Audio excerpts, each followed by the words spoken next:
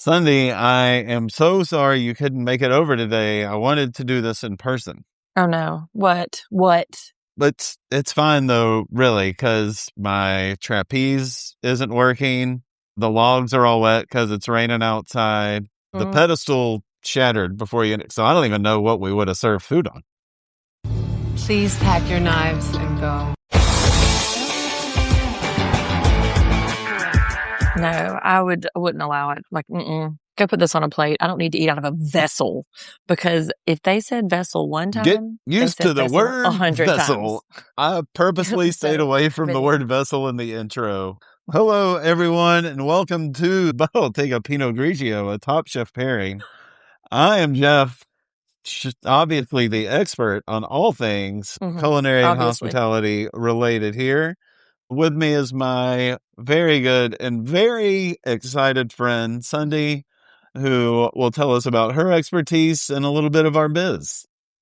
Hello, everyone. I'm Sundi, the pop culture professor, mostly an expert on some things pop culture, self-proclaimed, of course, but I'm leaning real heavy on the self-proclaimed in some things, because the more I'm venturing out, the more I am feeling less and less in my expertise. But after 13 episodes, I'm an apprentice for Top Chef, I think. Here we go. Yeah, here we are. Episode 13, Plate Expectations. Did you like that one? Yeah, Okay. I mean, I liked it. It was fine. I mean, I think Plate was doing a lot of the heavy lifting there, but I'll take it. At least it's not just like a thing they said during the episode, like Vanderpump Rules. Yeah, it's something that actually happened. I would expect things on a plate sometimes. Speaking of heavy lifting, you're doing a lot of it lately. Lots of pod biz out there, lots of effort. You want to catch us up on anything? Yeah, so by the time you hear this, you'll have seen the penultimate episode of Vanderpump Rules Season 4, and I maintain here on this podcast and on social media, you guys go find us at Take a Pinot Pod on TikTok and Instagram, that this is the greatest season of Vanderpump Rules, like hands down. It is so iconic. And so we talked about like the episode 19, and then Wednesday we'll be talking about the season finale, which is chock full. And then coming up Friday is the reunions. It's crazy. And we are in the second part of the Summer House reunion. Man, it really delivered. And Emilie and I did bingo. And so if you guys want to play bingo with us, lock into our socials at that night. And also, we are adding a new feature, our mega mini crossovers that happen on Wednesdays, and we are kind of like theming them around some things. And I think this week is all things mental. So we'll talk a little Shop Chef, we'll talk a little Summer House and in the City, and then we'll recommend some things that are in the category of all things mental. And that's a pretty wide swath of stuff, but that's where we're at. That's the biz. Including this podcast sometimes. Yeah. And don't forget to follow us, like and follow us on wherever you get your podcast subscriptions, Apple, Spotify, like and follow us. That helps us get seen. And even write us a review if you want. We won't be mad at that. We will not. All right. You ready to get into it? I am indeed. Let's do it. Yeah. All right. Let's catch us up. Previously, we've seen that Asheville's very cool, but short-lived for some reason. We had a feature on Appalachian ingredients. We had Rhoda being the fave last time, and Seeger had a pack your knives meltdown, which brings us to 4 chefs remaining, our final 4, which we obviously have our picks. We only differed on our middle 2 last time. And this is it. The last cook before the finale, your first Top Chef finale. Are you feeling it? Feel like we're getting somewhere big? I mean, maybe because there's so small numbers now that I don't know. I'm feeling pressure is not the word, but like we're watching them so much, and then like the tension is really like amped up. When there's so many, you can kind of disperse the tension among many of them. The camera's going here, there, and you're not so focused in on like what they are doing, what they aren't doing, and so the stakes as a viewer feel higher, which I think is probably the intention there. But I don't know. It makes me hard. It's like I don't want to look. I just want to know the end almost. Kind of. All right. Do you understand what I'm trying to say? Like, I know that seems weird, but it's like, I don't know. It's like when your kid plays goalie and you just don't want to look because just tell me if it goes in or not. Like, that's where I'm feeling right now. Yeah. Unfortunately, you've got to get into it for another hour, so you got to watch the whole thing. I mean, listen, we opened this can of worms. I'm going to eat the whole thing, Jeff, I promise. And I am also going to abide by our no tie rule. In the Mega Mini crossover, I got to like fudge the rules a little bit, but I will very much abide by the rules when we rank them at the end of the show today. So you can rank all three. One, Well, 1, 2, 3. remember, I had my ladies at tied at number I one I know. there, and so Yeah. now I'm If going you to have recall, I said to BS right. on that also. Yeah. So And so I am, those notes I'm taking those notes on board. I'm taking that feedback on board and I am going to play by the rules, all right. even though we made the rules up, but it's fine. Whatever. It's cool. It's cool. Tom is in the kitchen to start, kind of a uh-oh moment for everybody. We do have some of the chefs, like you said, it's winding down and they're talking about when they get there, and sure, they're happy to be around still, but there's more ahead. They need to do more. They're really pumped now. That finale is right within reach and they want to get there. Yeah. Rhoda is chill as hell. I wonder if Rhoda takes beta blockers because she is just like, yeah, she's like, yeah, no, I'm good. This is cool. I'm all about it. Cool, cool, cool. Yeah, outside. A really smooth exterior. Who Mm-hmm. knows what lurks behind there though. Well, yeah. It's that Hawaiian Pacific chill she's got. It's fun. That's right. Yes, so she's on a low high time. Back to Tom. He's making Billy B, kind of a mussel or shellfish bisque, but throwing in some Spanish flavors in that as well. Mm-hmm. Right away, we have all three hanging out for a minute early on in the show, which we don't always see. I wanted to know fit check, early episode fit check from Sundi in this for Gail and Kristen. So Gail is real sort of like a middle of the road, right? Like she always looks like she's going to a affluent Methodist church, right? Like she's always just really, really tastefully. There's nothing I could say.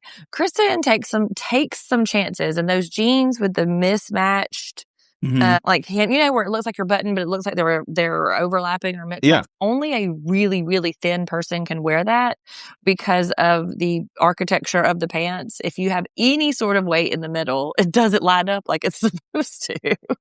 Yeah. So, I mean, but I like it. She's very young. She's like cool and hip. And I saw one of her Instagram. She's very introverted. So, and then like the way she presents on the outside is her way to kind of communicate her personality without having to like, tell everybody her business. So, I mean, I'm for it. I probably would not, that's not my style. I'll say it's not my style, but it looks really great on her.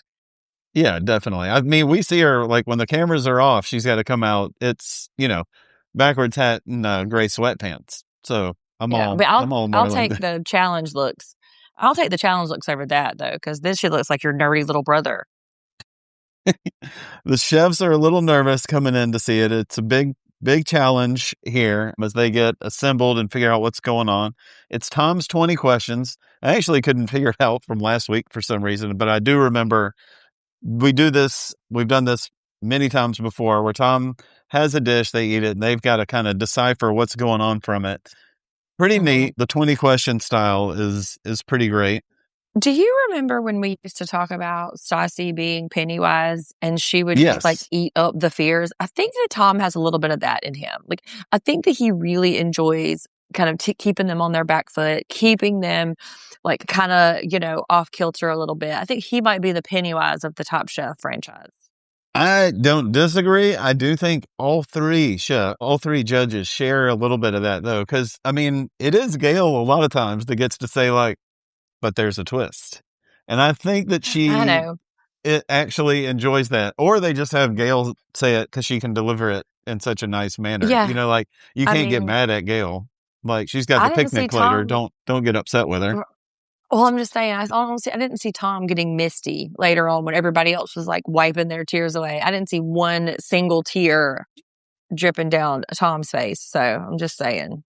He'll get there. Oh yeah, he enjoys it. He likes to watch them squirm probably more than anybody. Yeah, for sure. For sure. They've got to figure it out, get the flavor right, get the presentation on point. It's a very tough thing. And also the 30 minutes. That's a very short amount of time to just Yes. see some leftover swill and go, yeah, I got this poached fish dish, no problem. And they can't just shout their questions out. They have to No. go to the microphone to shout their questions out, like they're not mic'd up already. That just felt like needlessly wasteful time. But they also learn, like they would be running by and shout their questions while they were running about, like, "Oh, it's the seafood!" As Yeah. they're on there to the. So they learned pretty quick. But like that's cheap as hell. Like As I they're mean, like, stop asking about green leafy things. Move on. Move on from the green leafy yeah. things. At least she didn't ask if it was a side dish, you dummy. No, Garny Poo eats it right away with the side dish question. Wasted. I do wish we had his brother like in a little window, like a live viewing of what's going on. Like he's in the next room. Like, dude, are you serious? Did you ask about the side dish? Yeah. Because as much shit as he's talking about Brandon, I really do wish we could get a reaction shot like we do, in like the Bachelor franchise or, the last of the Project Runway, because he's probably like, fuck off. Quit saying my name. Keep my name out of your brother mouth. Because he said it quite a few times. Also, I learned from watching Gail and something these last couple weeks. You allude to Project Runway a lot on this, making the comparison. It was first. I didn't realize that. It was out a year before Top Chef was. Yes, but Top Chef has not been as beleaguered with behind the scenes drama and like, I know Padma left, but that seemed like everybody was on good terms. But Project Runway is bounced around to like 3 different networks.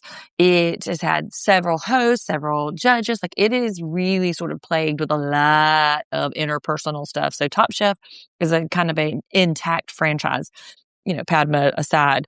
But I think Project Runway is coming on Hulu now. Yeah, I mean the comparison stopped pretty quickly, but it was interesting to me that was actually a formula developed more for Project Runway first and then broadened to the food. It's a big challenge. Like I said, it's down to $20,000 for this one. Yeah. So we know it's a fish dish. It's not a side. They're starting to make their mental notes and analyzing. They have, a certain amount of ingredients in the pantry, in the fridge. Yeah. I kept track of how many right questions folks got. Did you keep track? No, but it was a pretty good amount. So Jonathan only got one question as a yes. Lawrence got 2, Sherry got 3, and Rhoda got 3. Yeah, I knew. Oh, wait. I believe I have something about here that the women are better at asking questions, just like I did last time. That's funny. Yeah, for sure. They start getting the wine, the citrus, the fish, the shellfish, and it's wild, like how many things they get to narrow it down, but it could still be so many things. I mean, they finished their questions with only about 14 minutes left. Yeah. Like, yeah, you know what I mean? So they really only had about 14 minutes to give their undivided attention. Well, I say undivided. They still had to narrate to each other and like shout out to do the damn production's job for them. But 14 minutes is not a lot of time. No, especially if this is really going to help you get to that next level. So it's winding down, like we say. Lawrence loves pointing out his shortcomings, which I thought you would enjoy. You reminding us of those. He really does feel like a disadvantage, and not for Lawrence though, because I really like him, and I think that he has sort of cultivated this underdog situation. But reality TV viewers love an underdog, and you know what? I bet viewers would have liked him, and the judges would have liked him more if his wife really was dead, because they love a sob story too. They love an underdog. And they love a sob story. Those 2 tropes really are really successful when it comes to competition reality shows. So, he really is at a disadvantage. And there is a lot of that he points out there is shortcomings, but he's been on lots of television competition shows. So he's not mentioning, he's been on a few like Beat Bobby Flay, other Food Network stuff. Like he leaves out a lot of stuff also. Like he didn't just walk out the food truck. Hold on. Yes. Sundi has some questions about this particular point of order here. Please. What? So I feel a little duped because I was like, oh, look at this noob, this up-and-comer noob underdog going against these Michelin chefs. Man, he might even have the advantage if he's been on a reality TV show before because he gets the rhythm of it. He gets the hurry up and That's wait and the whole, yeah. that's I exactly am what I mean. disappointed. Sometimes it's funny, it's such a broad range, like it's people that work in kitchens. Mhm. That can be a catering kitchen. You can be a pastry chef. You can be a TV chef. You can work and it's so dependent on the challenges of what comes your way, like your brand of expertise may outshine the other no matter what it is. So I thought you'd like it. feel I feel real dumb. I look so dumb right now because I was like rooting for the kid, like giving it the Well, you were college thrown try. by the wife who we get to see. But Yeah, yes, we do. Proof of life.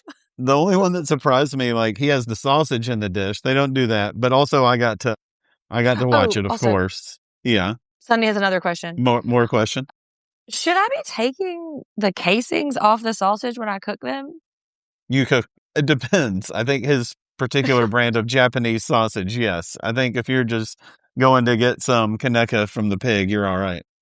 Okay, because I was like, oh shit, am I feeding my family like a It's plastic or also that's casing? one of those personal preference. No, and it shouldn't be plastic. Well, you know what I No, that's mean. a like personal preference thing. Plus, this is going like in a dish, so you don't want some of the casing getting. I mean, it depends on what kind of sausage, really. Yeah. Tom gives us a countdown, like a 10 or 5 second countdown, and somebody put this in a like end of times movie because Tom's voiceover for this is a bit unsettling to me. If I don't have my food ready and I start hearing Tom say 10, like that's it. That food's not making it on there, I don't Yeah. think. Yeah. I Um mean, he's we he's got a real like forced authoritarian situation. Like he's yeah, like he feels like the guy at your job that's like been there a really long time, and like he's not really the boss, but everybody like likes to let him think he's the boss because he needs that. That's the yeah. vibe that Tom gives. Except he actually is, and this is his 20th year of doing it. So you're like, God, I've really I got to mean, put Gail up with too, this though. also. Yeah, I mean, yeah, Gail too, but though. But I mean, notice I didn't say that about her. But like Tom just feels like he needs to feel like the boss. yeah, I mean, that is his role though. He is here as the chef to oversee more, and Gail is, more of the dining expertise and what it looks like to her and how things feel. So they don't have like the exact same standards when it comes to things. Yeah, no, I'm just saying he's a little haughty. Yeah. Okay. Yeah. This is welcome to Sunday gets the last word in on Tom, and we'll we'll be doing this show for a while. Well, it becomes more evident the fewer contestants that we have because he gets to spend more time with them. Do you know what I mean? Like walking up to a contestant and being like, "You sure?" When they're like all the way through, he's like, "Ooh, that's what you're hanging your Yeah. hat on." Like, you know what I mean? And so it becomes more and more evident. He's like little like snipers whenever there's so many of them, but when there's only like 3 or 4, he's just like blasting from the cannon. I was like, Jesus, I'm sorry that you're halfway through your freaking prep, and he's like, "Ooh, you sure?" You Yeah. really? Yeah, But so a lot of times the he is right. Pennywise. He is right a lot of times. Right. Yeah, I mean, for sure, but it is real nerve-wracking. Here we are. We're going to move on to them putting stuff up. It is great when there's only, a few because you get to see so much of the detail. Mhm. Sherry's up first. It looks so close. Those side by Yes, it sides are does. so similar. Like maybe her sauce is thicker. She threw in a couple things that they said weren't in there, like the spinach and lemon, because she was And the so lemon. laser focused. Yep. That she missed a few But things, but they like it. it They was like it a lot. wild. It was wild how close hers looked, though. That was some synergy happening between her and Tom for sure. Rhoda's also looked very similar. We're doing she did the poke cod with mussels, steamed it in white Mhm. wine, had the paprika. I think a little less than cherries on the appearance, but we're not there to taste, unfortunately. Mhm. Garny Poo up next with the poached cod and mussels. He went more of a Meunier sauce, added in the asparagus, and did a whole pepper, and did a charred pepper, and just kind of left the whole thing Yeah. there. For color, for visual, it was, the right thing, but not in terms of the other stuff. Yeah, presentation wasn't quite the same. And then Lawrence, butterpot poached cod, of course, again, went clams, Fresno peppers, and scallions. And his Overall, looked the most different of all of them. His is Yeah, the one that would, definitely. if you, yeah, like Definitely. one of these things is not like the other, and it was It his, went you know. less, it was like kind of 95%, 85%, Mm-hmm. 75%, like That's a good as way to they put it. played it up. Yeah. Pretty close. They all tasted great, which is awesome. It's girls over guys, and maybe the female competitors are more perceptive. Maybe, Hmm, they're not as hmm. good as getting in their own head. Just throwing And that out there. Sunday has a Uh, question. please. This is maybe you may not know the answer to this, so sorry if you don't. But how many times has somebody won who has been eliminated and fought their way back through Last Chance Kitchen? I think one. Just one. I Okay. believe just one. Because I mean, you know who my money's on this season. So I'm just wondering what kind of record she's going to be setting. Yeah. And I think we've seen the other one also in this. So I think you've Hmm. seen who this person is that's done it. Rhoda wins once again, 20,000 more dollars. I'm Nice. guessing this had to be like one of the closest quickfire challenges there was the whole year. It's definitely enough money also for her to give Sherry another $5,000 or $10,000 for the help she gave her in one of the earlier challenges. Right. I mean, she has like $50,000 now. Like Yeah. she's leaving there, even if she doesn't win, which obviously she's gonna. But even if she doesn't win, Okay. I mean, that is worth her time to have just gone and competed. Period. We're right on to the elimination, not wasting any time. It's the last one before the finale. And Tom, I think, has been listening to the pod because Tom has questions. That's right. Tom has questions. So hello, Tom. Tom has a question. I'm sorry I called you haughty. Yeah. Wants to know what a piece of wood, bisected wine bottles, and a flower pot have in common. Unfortunately, we saw what's coming up this week, so we know, and they're all Yeah. going to be sorry excuses for plates. Yeah. I will go Vessels. ahead and speak on this.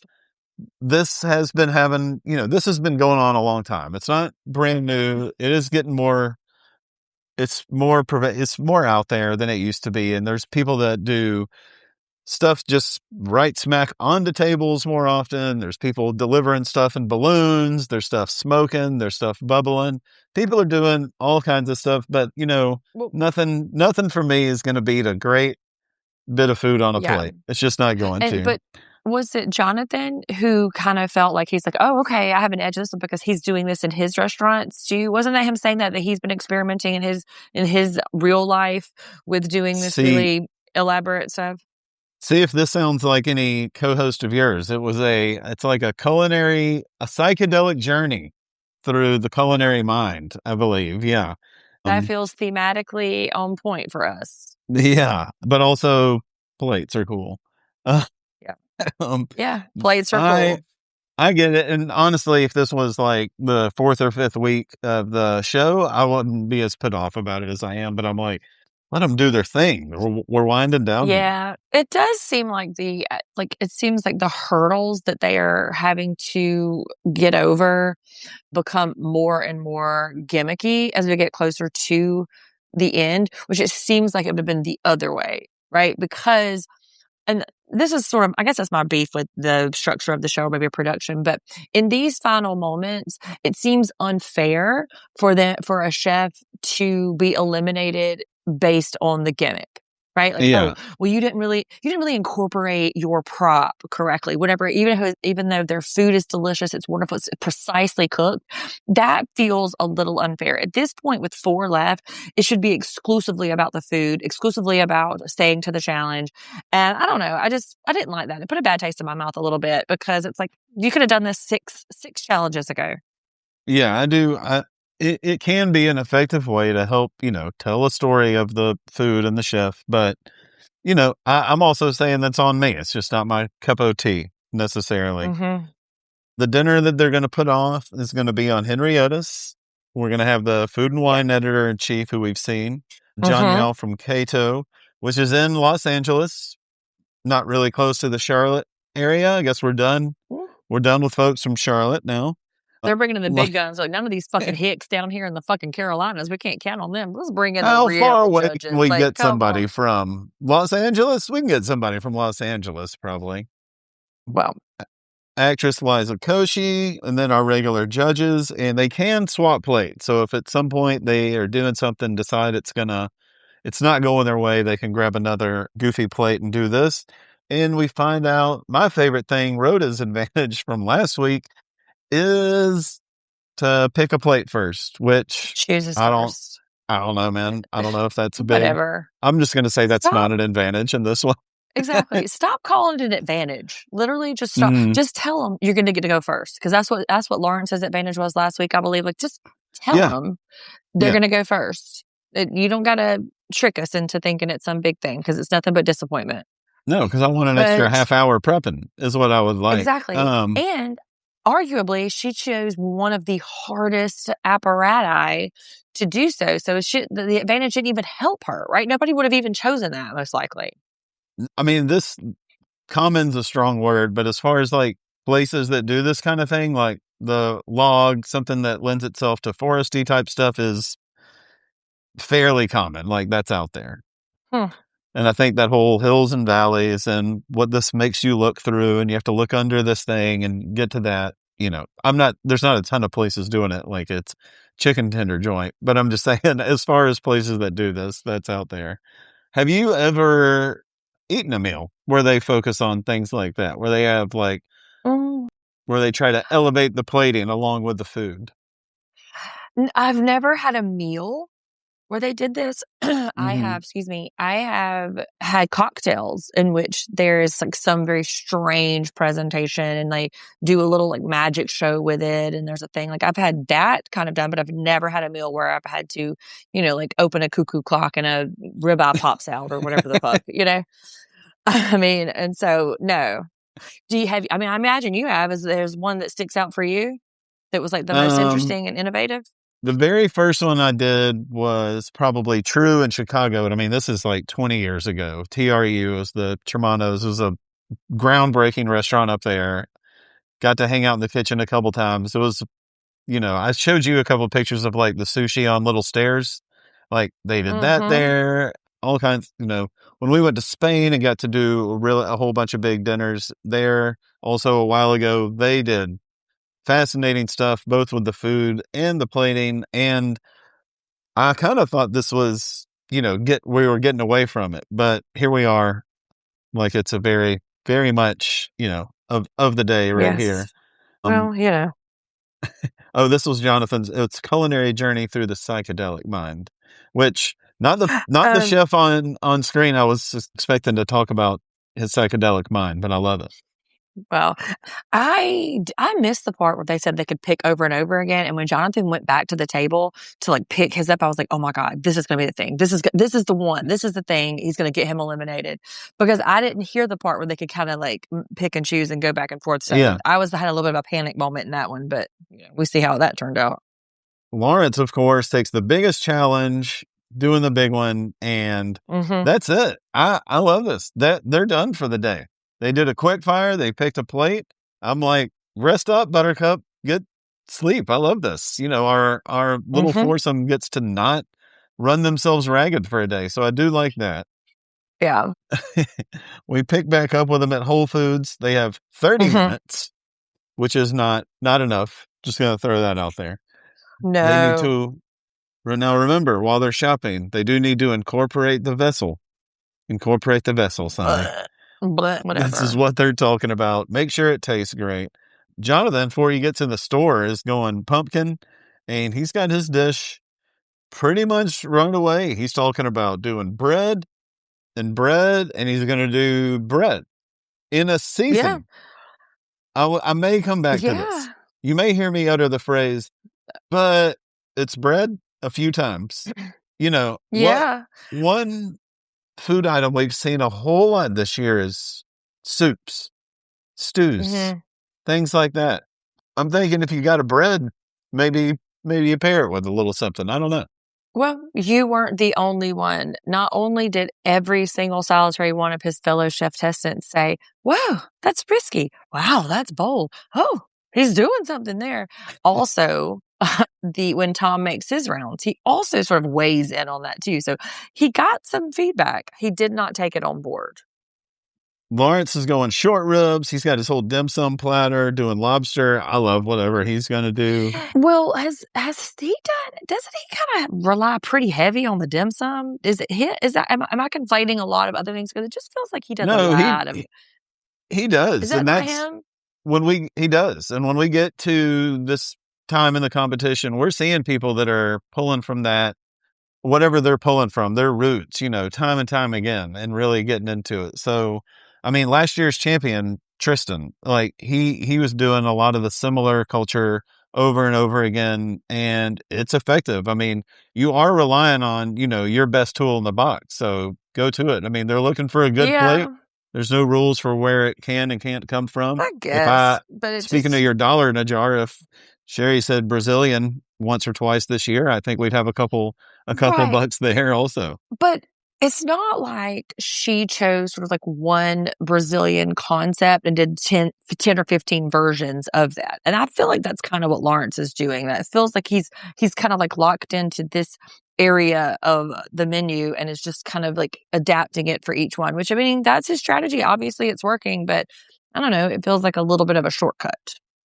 Well, the dim sum's a pretty wide swath of stuff. I mean, all Well, kinds of yeah, stuff can no, fit into dim sum. Like it doesn't have to be little, rice noodle situation. So no, I mean, I know, but I'm just saying, standing in front of the judges over and over and over and uttering the phrase dim sum, I don't know. It just feels, I don't, yeah, it maybe I see, like if you're getting a little I mean, boring's a hard word to pull out right here, but yeah, when it's yeah, repetitive, like yes. explore it more. I mean, a lot of times Mm, if that gets you to the finale, something like that will come up in the finale. Like, I hope we see more from this person. mm-hmm, We've seen them do this a lot. I hope we get to do this. Sherry's going Korean barbecue, talking about her broke ass line cook days, which I love, my favorite days in the world, mm-hmm. and doing some banchan, which I thought that's what Lawrence was going to be doing. Like, I saw those little bowls and I was like, oh, that's it. He's going to have pickles and he's going to have peanuts and he's going to do this, but Sherry's doing it. And we know we got 2 hours to cook coming up. We're getting started and Jonathan switches it up, going pedestal because he's going to Yeah, elevate the pumpkin. So he's doing bread and just doing bread. yeah. He took a We'll lot of see. time to carve out the. I do have a question about this too. Yeah. The question occurred to me later during service, but did he have to ask production to come up with like 5 more of those pedestals? No, no, no, no, no. They knew there. That's why they mentioned there was a couple of them. If you got this, you have to do family style because we only have 3 of them. That means everything else they had enough for all the judges. Well, yeah, but no, Lawrence had the one that was family style that had all those little cups. That was Lawrence's. But whenever they were Right. serving The reason Jonathan's, they said that about Lawrence is that it's gonna have to be it had to be family style yeah, because there's only 3 of them, which right. means for all the other ones that aren't one of those 3, there's enough for each of the judges. Yeah, so Jonathan, so they had 5 of those pedestals or whatever to put the pumpkins on just Yeah. laying around? Yeah, Huh. 5 of all Okay. the other stuff, yeah. Yeah, okay, I guess that makes sense to have those on hand to do them. That does make sense. And making brioches a lot. I mean, that is kind of a feat for 2 hours, but I mean, I'm writing, I'm like, because he's not just doing bread. And I don't mean like to knock people making bread, but it just seems like a lot right now. Mhm. Because we get started, like Rhoda's making beet dirt. Sherry's getting into this big short rib preparation. Lawrence has, of course, Lawrence got a whole, yeah, he's got a sheet of four-course stuff to meal. do. Yeah. Yeah.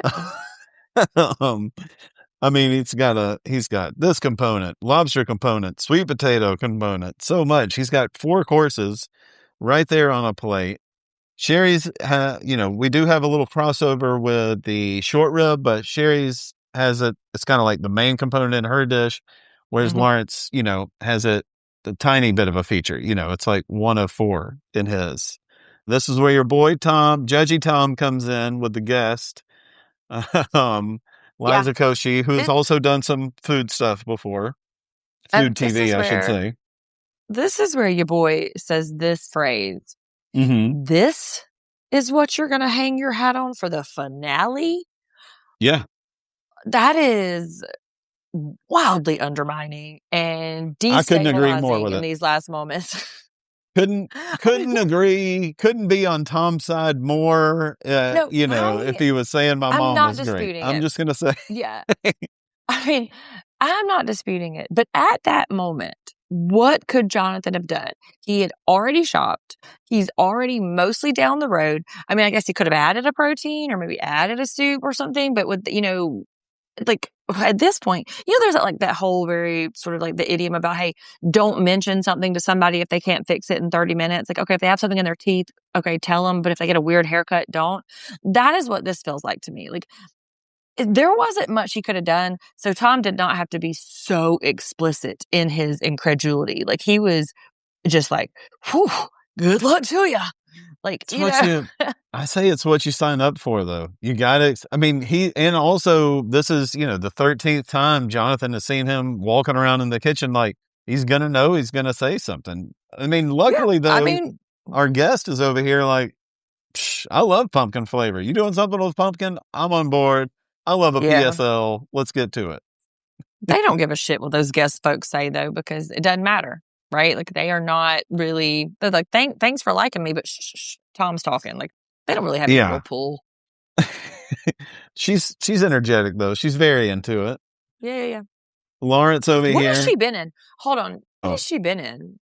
I don't know if I didn't have time to Google her because I was. She had lots of kid stuff, like lots of voiceover stuff.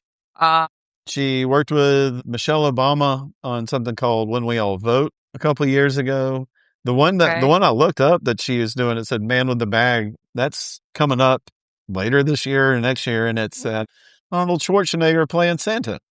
So there you go. Look for that. I love a Christmas movie. Yeah. Sign me up. I'm there. Yeah. Rhoda also, Liza loving her stuff, the smells where she has going on. She's making her little forest scene. And then Sherry with what Tom calls the trapeze. I don't know, like all the little clothespins on there. A clothing line, like a clothesline. Yeah, that's what I was thinking. Yeah. The first time she's played it on something like this, and she seems so very set, but as soon as Tom talks to her, she's just 10% unsure about everything in the world going on, I think. That's how it works. That is how it works. Also, are we at the part too where Jonathan's like, yeah, man, I'm going to turn the oven to your steam, and then Lawrence says it didn't get steaming? Are we there yet? That's coming up when he's having his. No, that's Darren the cook for right before. Yeah. Yeah. So because I just wrote sabotage ? Not Garny Poo, not little Garny Poo, but right here, this is where Tom is the wild card. Tom, he's doing a shoey babe right there. That's what's going on right here. I know what a shoey is. I watch lots of Australian reality TV. Yeah, I'm always down. I'm always down for a shoey on the reality TVs. A shoey on the telly. Yeah, a shoey on the telly. Lawrence doing some brand new stuff for himself, doing these noodles using the Carolina gold rice. And he's also talking about using sweet potatoes because he's in North Carolina. And I just love seeing how his mind works. Like, there's so much going on right now here that he's challenging himself to. He's also, digging back into previous moments in the season, which is just a deep, deep cut. I love it. And what I'm seeing right now is 3 chefs on a very serious mission. That's right. 3. I see 3. Sherry's getting into the playfulness of everything, reminiscing, like I said, talking about her broke line cook days. Jonathan is fighting what Tom's saying. And I mean, I say ask around, my man. I say go up to one of your other 3 competitors you've been living with for weeks now. Like, do you think I should do something else in addition to what I'm doing right now? He's real proud. I mean, he is real proud of what he's doing. Like, he's feeling good, and good for him, good for him. We close out our day with Rhoda giving Sherry a go girl, and the day is up. Great way to end the day right there. No problem. Here is a very, very emotional part for us. A big sigh of relief for everybody. Lawrence's wife, still okay. Still okay, everybody. The Tres Leches did not take her out. Proof of life that he has an alive wife. She is not in fact dead. He's getting to tell her that he's in the top 4, and obviously she's over the moon, and it's pretty cute. Get a little back home for him. Yeah. So while everything is all good, we're gonna take a little break, and we'll be right back. Yeah. All right, here we are. It's the morning of our big cook. Sherry's feeling good, pulling from like her memories. And that's one of my favorite things of this show. I love how like the more people are on their own, and I mean, outside world just is very, very outside at this point. I mean, she's dipping back into those memories, like thinking about the Korean barbecue stuff. Like this always happens, at this point in the competition. I just love it. And I would also love it if Jonathan would take a moment, maybe a little survey, just a little survey, have a little comment card for everybody just in the morning. I made bread this morning and thought, while I have you here, I thought I'd ask you if this is enough to get me into a Top Chef finale, but he didn't. I'll get over it. I wrote in my notes, I think I may have skipped a page, but I wrote in my notes, Lawrence calls the afterlife to talk to his dead/late wife. Turns out she's not dead or late wife. Okay. I forgot I made that joke in my notes. Nothing on the cutting room floor here, folks. Nothing at all. Yeah. You get it all.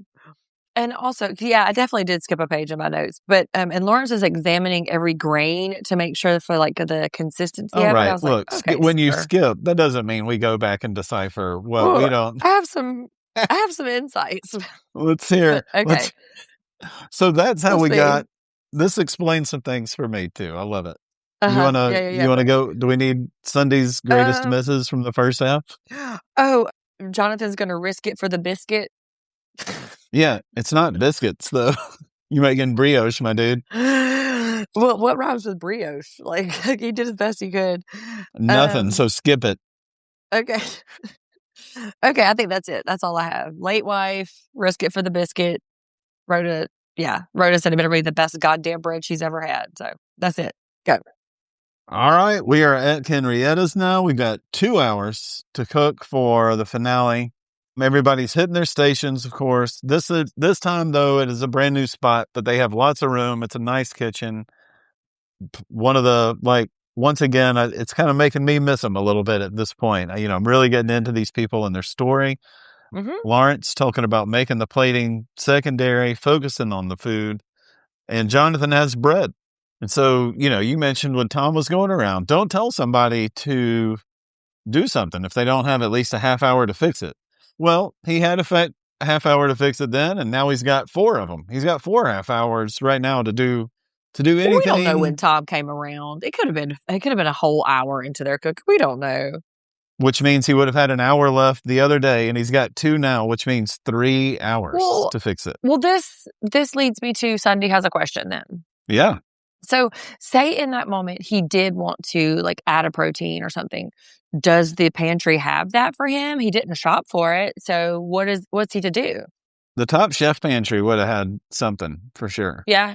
He could have popped in there and maybe, got a piece of chicken or something. He throws a chicken breast on here. That ain't saving it either. It needs to be, he's got to get that pumpkin incorporated probably.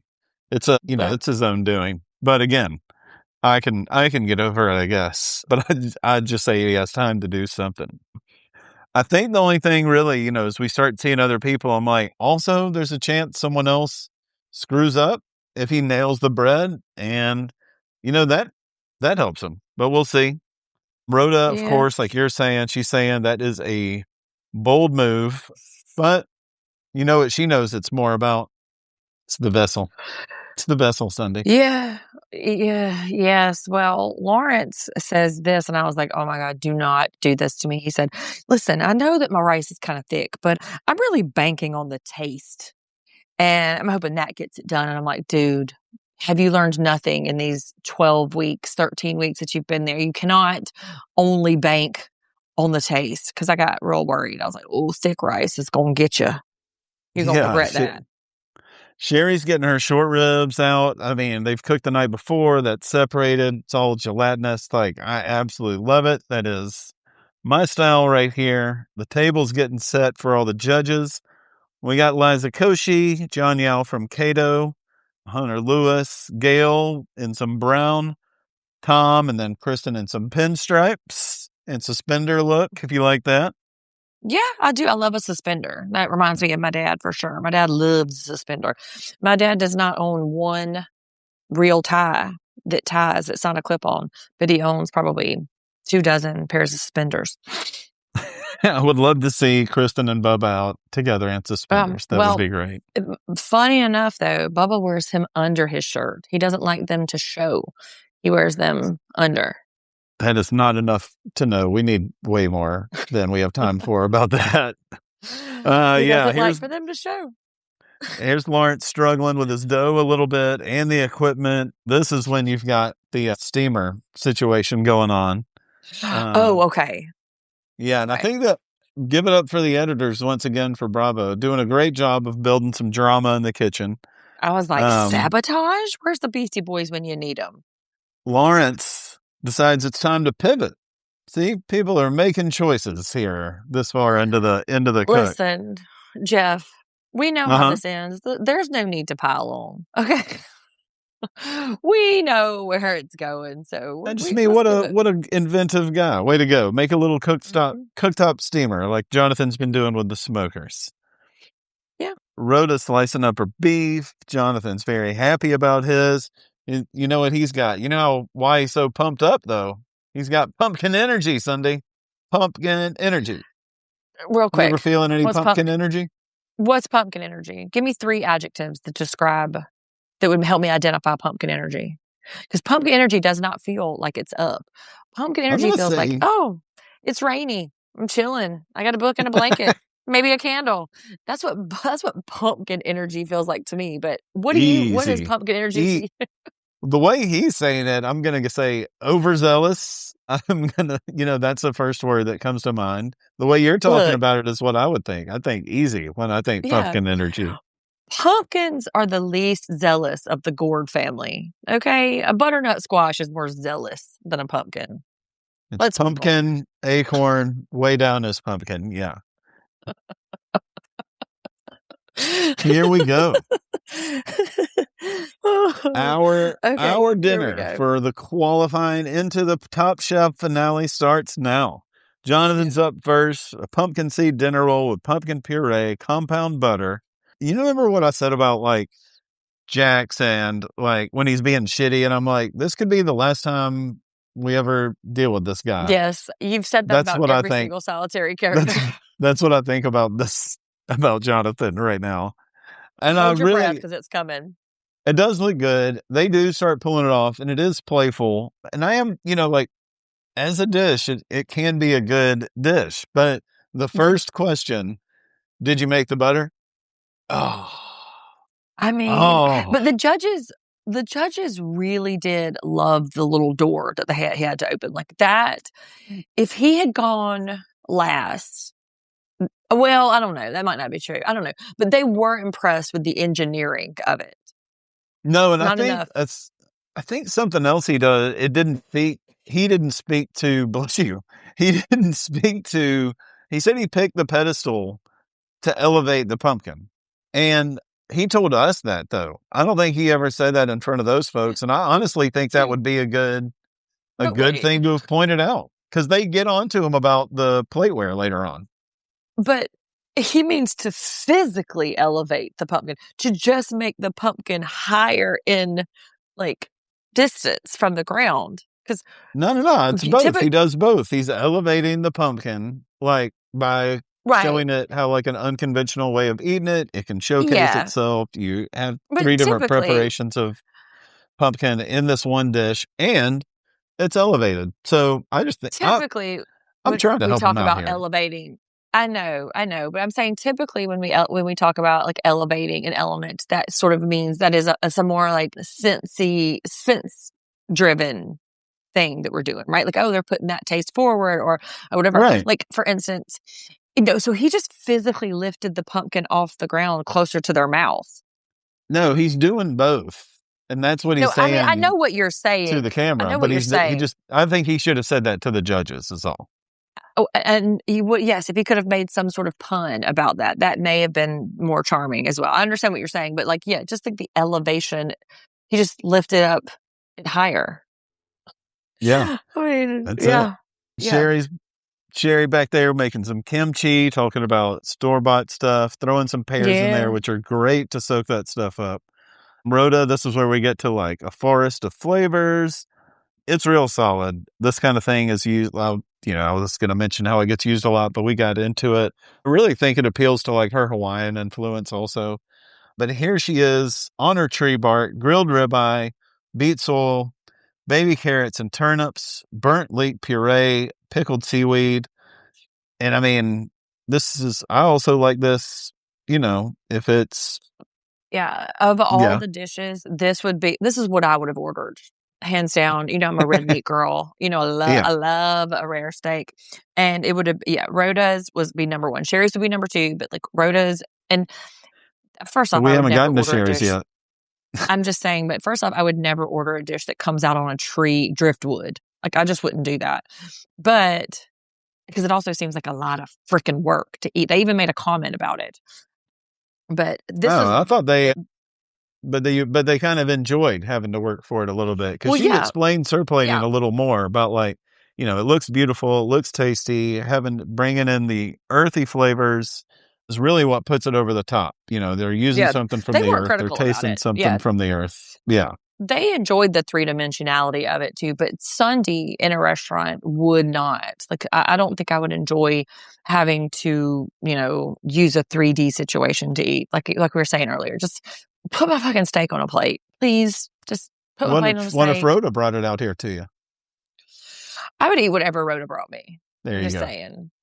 Lawrence still worried about his noodles a little bit, but we're going for him. And Oh, here he comes with yeah. his 4 ways. So really quick to clarify, this is where I Sure. wrote. This is where I wrote banking on the dish tasting good. Remember I told you I skipped a page? Just to clarify, this is where I wrote that particular statement.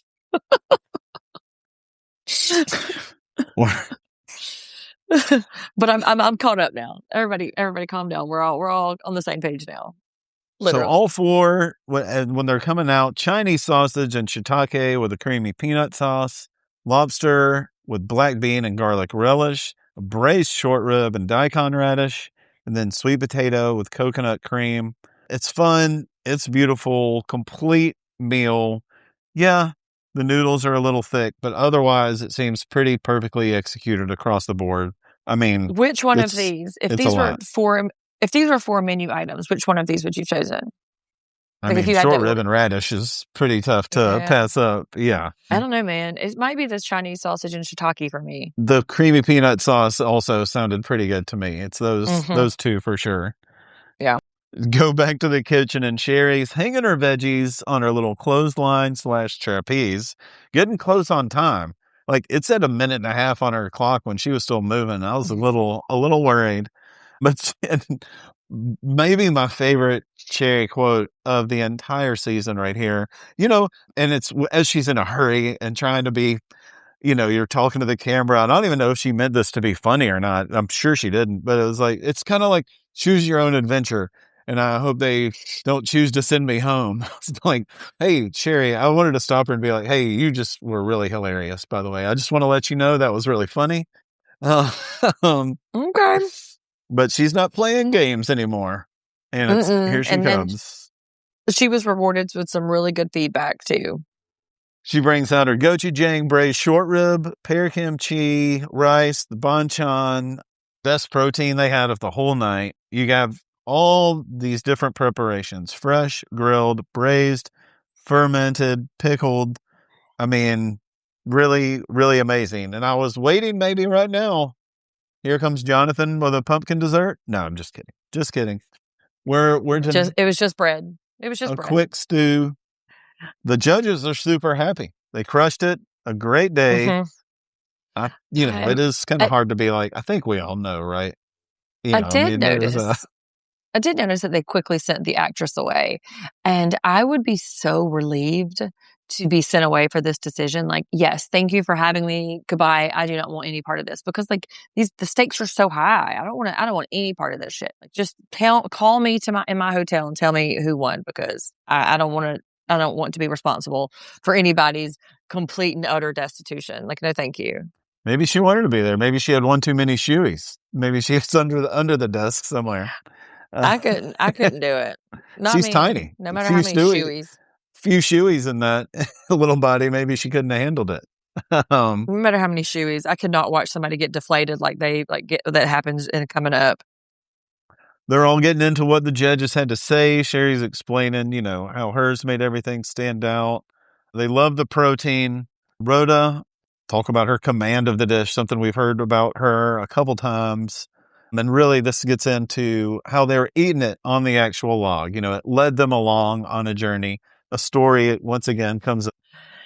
Jeff, Yeah. the phrase eating it on the actual log, I don't know. It's just hitting my ear as gross. I don't know why, but I just wanted to make that known. Cindy and Jeff both have to get over it. This is the challenge, and here we go.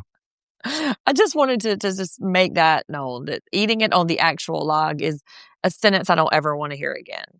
Okay, so cancel all our plans for interactive menu dining coming up soon? Is that what you're telling me? As long as it's got a log. Yeah, no logs. No logs allowed. So interactive, fine. Just no logs. All right. Yes, that is my preference, please and thank you. With Jonathan's, they say it was magical even. Did nail the interactive part of it. He mentions the pedestal, but he didn't say, what I wish he would have said about elevating it. And I mean, I have to say, as one plate, it is a very good plate of food. It does work. It's very ambitious at this time, but we'll see. Lawrence, even more interactiveness than everybody else. Very fun. A trip. Great use of the vessel. That's your favorite. Yeah, I mean, vessel. Is this episode of Top Chef brought to you by the vessel industry? Kristen kind of opens the floor. It's only the four of them remaining. They all kind of get a little moment to themselves, tell them kind of just what's on your mind, which I think is good. Everybody's probably just bursting at the seams to find out what's going to happen. I did notice though, Sherry, she's a very serious person. I think maybe she's very tuned in to her particular experience. And she said, you told us 2 weeks ago you think she only watched documentaries. Yeah. So yeah, I stand by that. But she stood up there and said that it was very important for her to rep female, Latina, single moms, and folks who immigrated to New York. That is too much pressure that you're putting on yourself, Sherry. You don't have to be the spokesperson for all of these folks. That is an insane amount of internal, conflict. Oh my God, if I don't win this and I'm letting all the women down, all the Latinas, all the single moms, everybody in New York City, I'm losing them all. That is too much pressure. And I love that you're maintaining. You told Sherry this 7 weeks ago. You said you were that's too many people for you to be cooking for.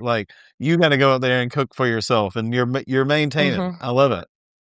Yeah, it's just too much. So, but I guess the farther you get into this and the longer you've been away from your family and the more times you have to contemplate and get really sentimental about what you're missing and all of that kind of stuff, I think, the deeper in you go on the meaningfulness of this particular title. And, in her mind, I think at this point, if she wins, she's winning for every woman and every Latina and every immigrant and every single mom. And then consequently, if she loses, the same thing. And that's just too much to put on one person. I feel for her because I don't think she's going to win.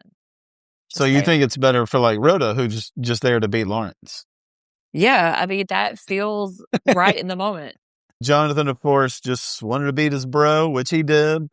Lawrence having a little bit of an emotional struggle over there because time. Oh my God. Time with loved ones is a big sacrifice. You do it a lot in this line of work, so especially if you're doing something like this where you're just gone for this man for weeks at a time. And his wife are very enmeshed.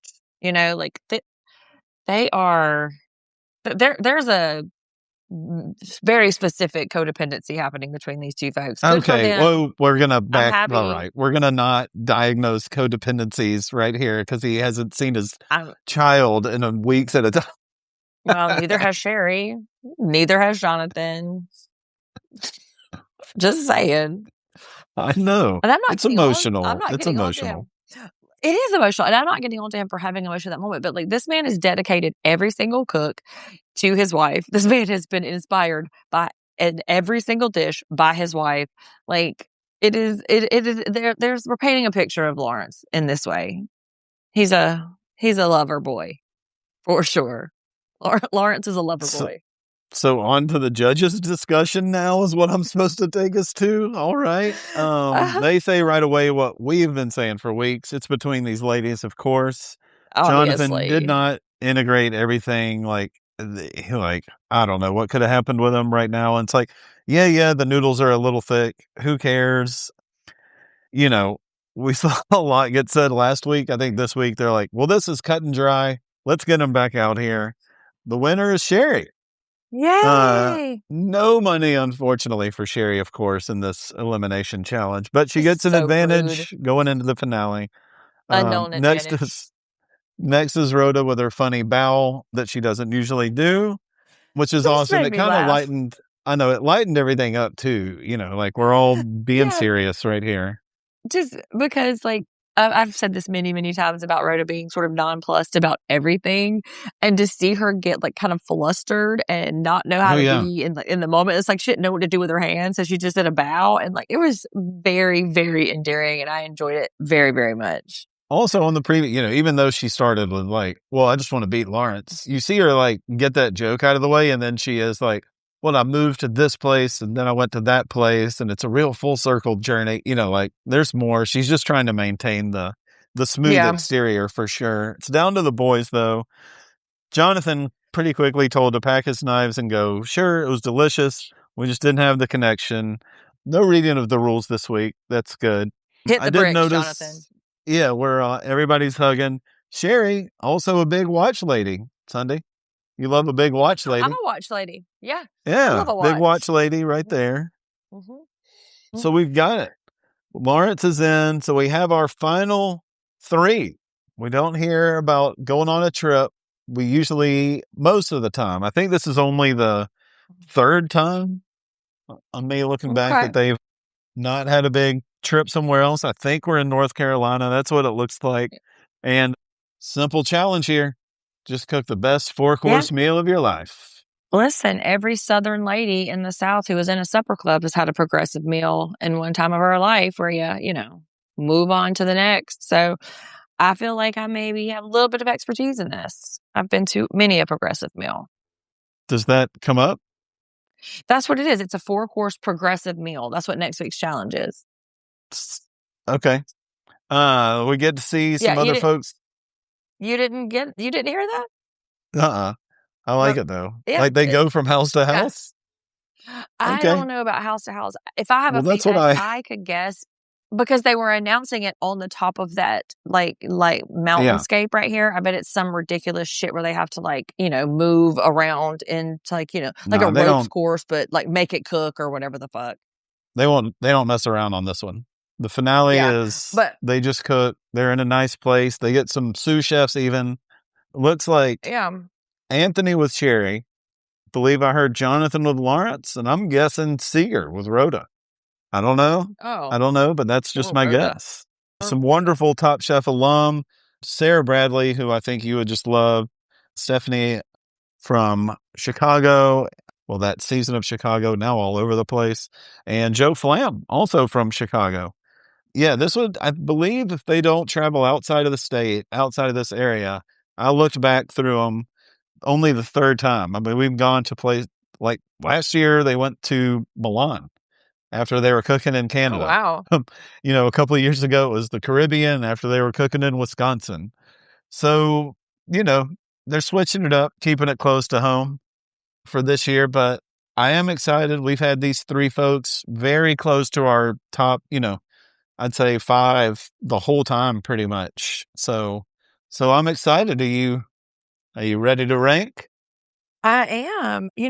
Lawrence is really outkicking his coverage here with the competitors here. He's against Rhoda and Sherry, and it's Lawrence. And also, too, I was completely duped by his all shucks newbie routine. He's out here playing the Mm-hmm. goddamn Barney Fife role, knowing he has been on all of these.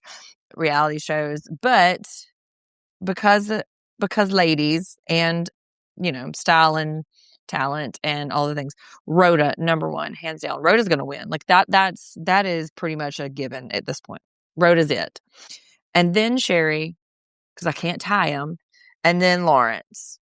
Don't roll your eyes at having to pick between two. That's one choice. That's one choice. I've got the exact same. I've got Rhoda up top. I've got Sherry number 2, and I've got Lawrence at 3. I'm very excited to see where they are if it's not North Carolina and just what they're doing, because one thing we haven't seen them get to do, it's also usually an overnight situation where they get to do a good amount of cooking one day and then do a good amount of cooking the next day. So this is really head down, focused. No ropes courses, no silly plates unless you want them for your dish. No woods, serving up.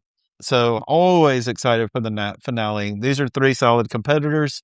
Yeah. And I'm excited to see you, get to watch your first one. This is big. To watch Rhoda win? You're excited for me to watch Rhoda win? We both have her at number 1. We're all ready for Rhoda here. Yeah. Yeah, for sure. I mean, I am, it's hard because we watch these a little early. So not only do we have to wait for this one to air, but then we have to wait for an entire week for the next one to air. So I am anticipating it, quite a bit. Yeah, it's exciting. I'm pretty pumped. There's always something fun going on. Getting to see the old Top Chef alum is good also. So I can't wait to watch it with you. Yeah. All right. Well, we'll be back next Monday night then to do it. And in the meantime, y'all go check out our Mega Mini crossover where the whole fam is together. It is a very fun dynamic. And I think that it's, pretty cool for us to kind of cross streams a little bit in that way. Yeah. And we'll recap Top Chef a little bit too. So we'll have a little teaser, a little taste in there as well. But I always thank try you, to find some Sundi. Top Chef guys. Oh, yeah. But it never works out. So I'll do my due diligence this week as well, but we'll see. There's just not as much, fortunately. But thanks for joining me, and thank you, everybody, for listening.